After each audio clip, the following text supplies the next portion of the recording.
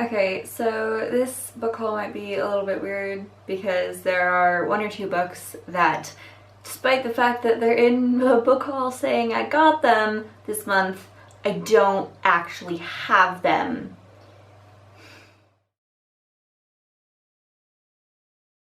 Hello lovely people, my name's Nicole, and today I'm doing my August book haul. Like I said, there are a couple books here that I don't actually have with me, just because I'd already read them by the time I left for college, and so didn't feel like they were necessary to bring with me. So it's a little weird. I'll put pictures up. So the first book I have is Second Chance Summer by Morgan Matson. This is the only Morgan Matson book that I haven't read other than the ones that she's written under her pseudonym. And this is about, I think it's about a girl who her family gets some bad news and they make sort of an impulsive decision to go spend the summer at their summer house where they used to spend pretty much every summer growing up. And she's suddenly reconnecting with all these people who she hasn't talked to since she was like 12, and she's feeling like she's really sort of getting a second chance to recreate herself and be who she wants to be, and interacting with all these people who she used to be so close with. She's got a text. Ignore that. I absolutely love all of Morgan Matson's other books, so I am very excited to read this. The next two books are the ones that I don't have with me. The first one is The Distance Between Us by Casey West. I already read this one. It's about a girl who works in her mom's doll shop, and one day a boy who looks fairly well off stops by, and they sort of start flirting and get to know each other a little bit better, but she's nervous about introducing him to her mom because her mom has been very adamantly anti-wealthy people all her life, and she's worried about issues with their class differences and the fact that her mom's always told her not to trust wealthy people. The next book is Read Between the Lines by Joe Knowles. This book follows a whole variety of various people, mostly teenagers, throughout one day, and a lot of the stories sort of revolve around people getting flipped off, and it's kind of a weird little collection of stories. A lot of them sort of are interconnected. You'll hear one person be talked about in one person's story, and then they'll get a story later on in the book. I already read it. I'll talk about it more in my wrap-up. Didn't love this one so much. The next book I got is Neverwhere by Neil Gaiman. This is about a businessman who helps this strange bleeding girl he finds on the street and then gets sort of thrown into this fantasy land that the girl's from. And I don't really know much more about it than that, but it's Neil Gaiman, so I'm sure it is weird and probably a little bit creepy and absolutely amazing. Next book I have is My Life with the Walter Boys by Ali Novak. This is about a girl she lives in New York. She has this great life. Her parents are amazingly wealthy, and she is, she's a little bit spoiled, definitely a girly girl, and then one day her parents and her older sister die in a car crash, and she has to go live across the country in a house with 12 boys. And this is obviously definitely a change of pace for her, because, they're teenage boys, they're sporty, they're play pranks on each other, they're definitely not Upper East Side New York type people, and she has to sort of adjust to living in a completely new environment, in a new school, away from all her friends. She's mourning her family, and then there also may be a little bit of a romance element. And I've already read this. I will talk about it more in my wrap-up. Next book I got is Because You'll Never Meet Me by Leah Thomas. And this is about two people who are pen pals and best friends over letters, but they can never meet in real life because one of them is allergic to electricity and the other one has, I think, like a pacemaker that helps keep them alive. I don't know if there's necessarily a romance element in it. I'm kind of hoping there is, because that would mean that there's also a queer element because the two main characters are both boys, but I don't know. I'm really interested in reading it. I love this cover and I think it'll be I think it'll be interesting because I think it's mostly told through letters. The next book I have is the last book that I don't actually have with me, and that is Never Always Sometimes by Adi Al-Said. This is about two high school seniors who have always been best friends, and throughout high school they've sort of lived by this list that they created back when they were in like freshman year, that are all the things that they would never do. Things like dye your hair a crazy color, go to a insane rager party, throw a big insane rager party, or have a crush on your best friend, those kinds of things. And then near the end of their senior year, they decide, screw it, let's just do all the things that we said we'd never do. And I already read this one. I definitely enjoyed it. I'll talk about it more in my wrap up. Next book is The Boy Most Likely To by Huntley Fitzpatrick. This is set in the same world as My Life Next Door, and I believe follows some of the side characters from that. This is a romance between, from what I can tell from the description, sort of a bad boy and more of a good girl.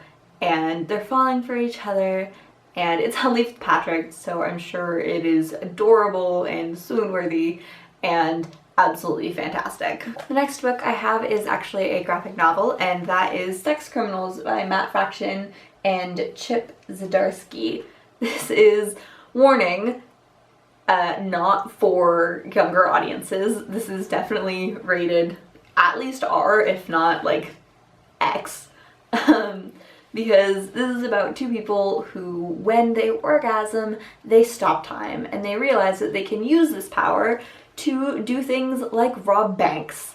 And it's just about their relationship, how they discovered this power, and their plot to rob a bank in order to save the girl's favorite library. The next three books I'll go through kind of quickly just because they are textbooks for a class that I'm taking. I don't have all my textbooks yet, but these are just the three that I have.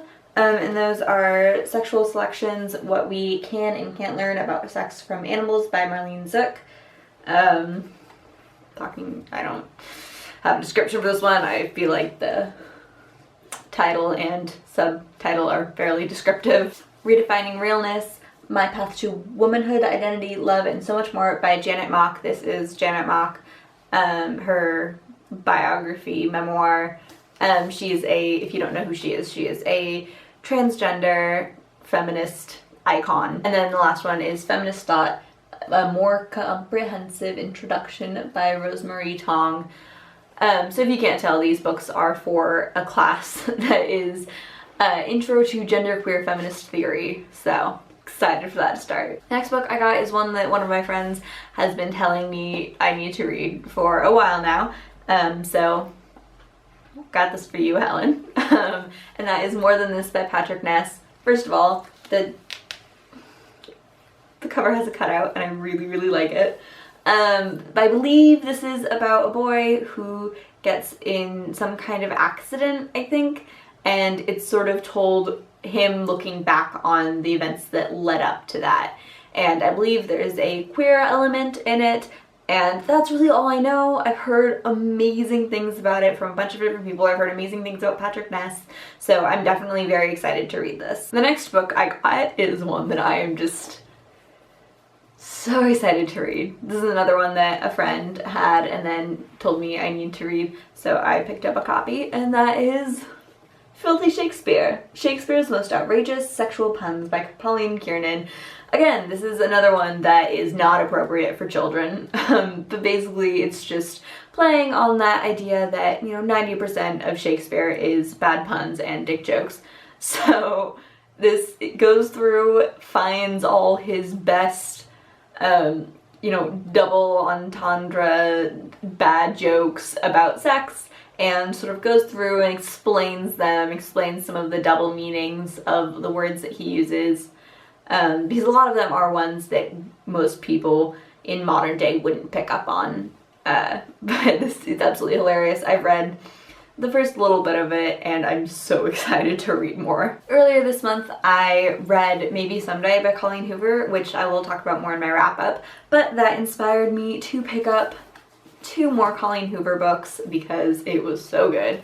So I picked up Ugly Love, which I believe is about 2 people who meet and decide that they're gonna have basically a friends with benefits relationship, but without the friendship, just the benefits. And then things get kind of complicated when feelings get involved. And then Confess is about a girl who falls for an artist, I believe, and there's some sort of secret he has that he needs to confess, I think.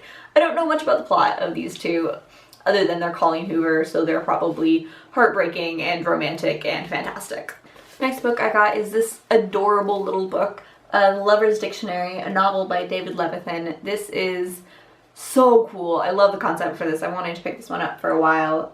This is a love story, and it's told through dictionary entries. So it's formatted like a dictionary. For example, this one says, breathtaking, adjective. Those mornings when we kiss and surrender for an hour before we say a single word. Or some of them are longer than others.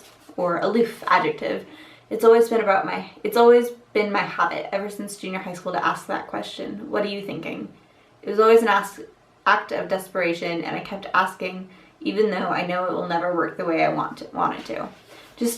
I'm really in love with this concept, and I know David Levithan's been tweeting in this format for a little while now. I love it. I'm so excited to read this because it's such a cute book and it's such a fantastic concept, and I love it. Next book I have is Some 40 Tales from the Afterlives by David Eagleman. This is pretty much just exactly what it says on the cover. It's 40 different stories of what might happen after we die. I have a number of friends who've read this and absolutely loved it. I've read the first one and I really liked it. I'm really interested in reading the rest of these just because I think it's a really interesting concept. It's a really interesting thing to think about and to come up with different ideas of. Alright, this is the second to last book. This is one that I'm really excited for, and that is Harry Potter and the Millennials, Research Methods and the Politics of the Muggle Generation by Anthony... God, I'm so sorry. Gierzinski, with Catherine Eddy. So sorry, I probably just butchered your name.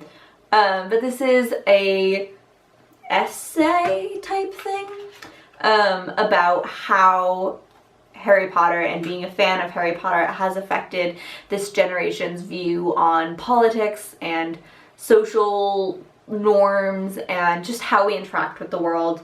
Talks about things like the fact that, according to statistics and the evidence that this guy's collected, Harry Potter fans tend to be more open to diversity, more politically tolerant, less authoritarian, less likely to support the use of deadly force or torture, and more politically active, and just things like that. And I'm really interested in this, on how Harry Potter has actually had a legitimate, tangible impact on us, and I love it. Someone mentioned it in an essay that they wrote, and I just really wanted to read it for myself, so I picked up a copy. And the last book I got, this is kind of a large one, and that is Percy Jackson's Greek Heroes by Rick Riordan and illustrated by John Rocco. I was so excited to get this one. It's so beautiful. If you don't know what this is, it is various Greek myths, this time about Greek heroes, as opposed to the previous edition, which was about Greek gods. Slipcover's falling off.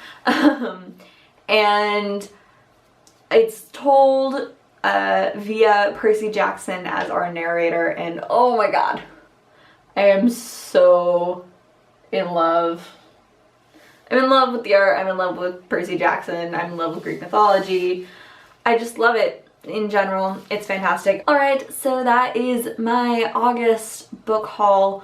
Lots of books. I hope you enjoyed this. I will see you later. Bye!